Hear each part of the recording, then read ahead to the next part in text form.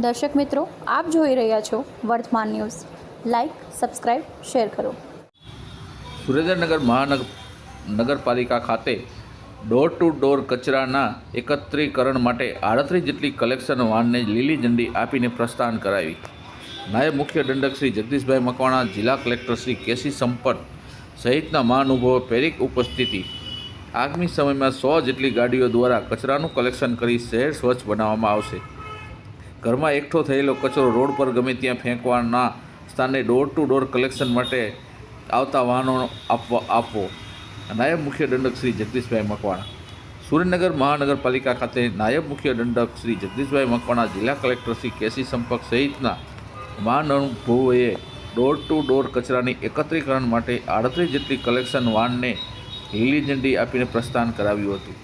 આ પ્રસંગે નાયબ મુખ્ય દંડક શ્રી જગદીશભાઈ મકવાણાએ જણાવ્યું હતું કે આજે સુરેન્દ્રનગર મહાનગરપાલિકા ખાતે ડોર ટુ ડોર સૂકા અને ભીના કચરાના કલેક્શન માટે 38 જેટલી ગાડીઓને પ્રસ્થાન કરવામાં આવ્યું છે.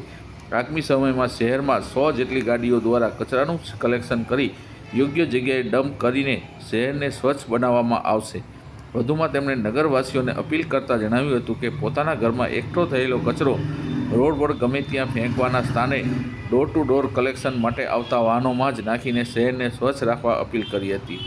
આ તકે અગ્રણી શ્રી વર્ષાબેન દોશી, નગરપાલિકાના પૂર્વ પ્રમુખ Shri Jignaben Pandya, Virendrabhai Acharya, deputy municipal commissioner CO Shri Arjun Chavda, Shri SK Katara સહિતના મહાનગરપાલિકાનો સ્ટાફગણ ઉપસ્થિત રહ્યા હતા. વર્તમાન ન્યૂઝ ભટ્ટી ઘનશ્યામ વઢવાણ.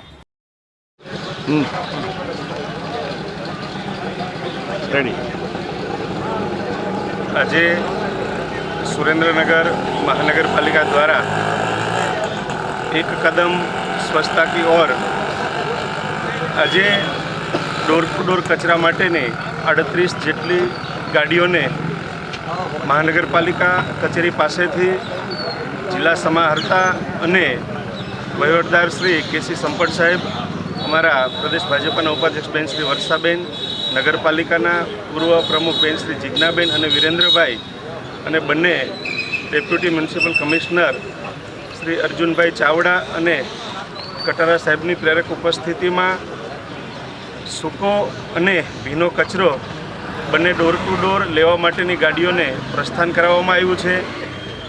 ટોટલ 100 જેટલી ગાડીઓ આ શહેરની અંદર એવરેજ 1200 ઘરે એક ગાડીની વહેંચણી કરી અને એ કચરો લેવા માટે જશે.